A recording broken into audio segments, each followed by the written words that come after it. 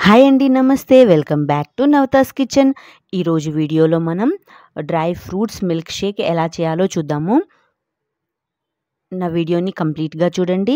నా వీడియో గనుక నచ్చితే లైక్ చేయండి. నా ఛానల్‌ని మీరు కొత్తగా చూస్తుంటే సబ్స్క్రైబ్ చేసుకోండి.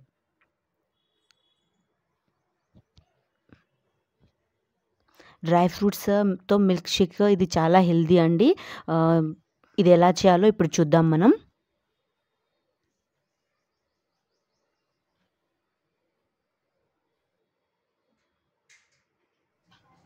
నేను చేసిన ఈ డ్రై ఫ్రూట్ మిల్క్ షేక్ అయితే ఈ చిన్న గ్లాస్‌తో అయితే 4 గ్లాసెస్ అవుతుంది. ఇంట్లో 4 మెంబర్స్ ఉంటే కరెక్ట్‌గా సరిపోతుందండి.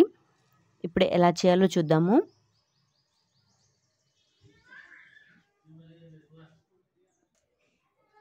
ఫస్ట్ అయితే మనం పాలు వేడి చేసుకోవాలండి. పాలు 500 ml అంటే హాఫ్ లీటర్ పాలు వేడి చేసుకుందాము.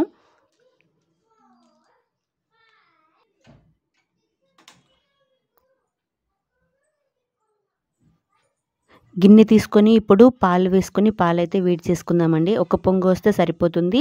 ఆహ్, ఒక పొంగు వచ్చిన తర్వాత స్టవ్ ఆఫ్ చేసేసేయండి. నెక్స్ట్ ఈ పాలని చల్లారనివ్వండి. ఒక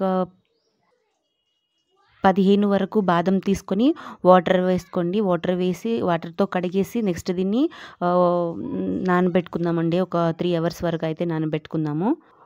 నెక్స్ట్ కాజు, పిస్తా, కిస్మిస్ అండ్ ఖర్జూరా కూడా ఇవన్నీ ఒకసారి కడిగేసి ఇప్పుడు ఒక బౌల్ తీసుకొని ఇందులో వేసుకుందామండి.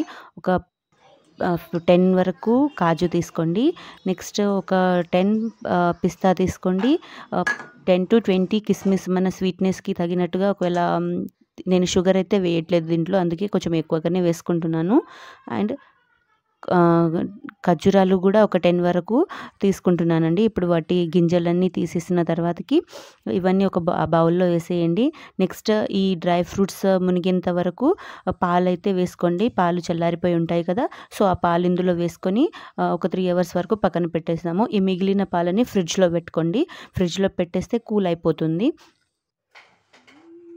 నెక్స్ట్ 3 అవర్స్ తర్వాత ఇలా డ్రై ఫ్రూట్స్ చక్కగా నాని ఉంటాయి కదా!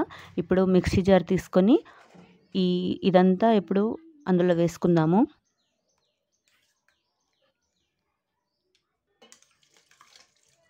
ఇదంతా యాడ్ చేసుకోండి. మిక్సీ జార్‌లో వేసేసి క్యాప్ పెట్టేయండి.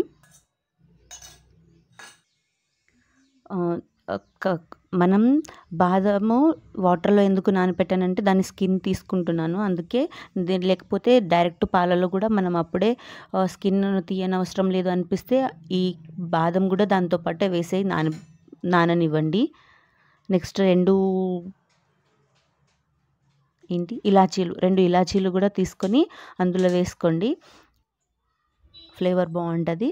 నెక్స్ట్ ఒక 1-2 మినిట్స్ వరకు గ్రైండ్ చేయండి. సో, ఇలా గ్రైండ్ అయిపోయిన తర్వాతకి ఈ కూల్ మిల్క్ ఉంది కదా!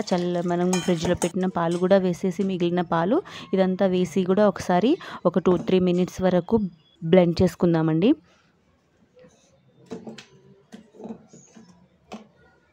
ఇలా బ్లెండ్ చేసుకున్న తర్వాత అయితే మన డ్రై ఫ్రూట్స్ మిల్క్ షేక్ అయితే రెడీ అయిపోతుందండి. సో, ఇప్పుడు సర్వ్ చేసుకుందాం ఇది. సర్వింగ్ గ్లాస్ తీసుకొని మన డ్రై ఫ్రూట్ మిల్క్ షేక్‌ని సర్వ్ చేసుకుందాము. షుగర్ ఏమీ యాడ్ చేయకపోయినా చాలా టేస్టీగా ఉందండి. లాస్ట్‌కి కొద్దిగా 1 స్పూన్ వరకు హనీ వేసుకోండి.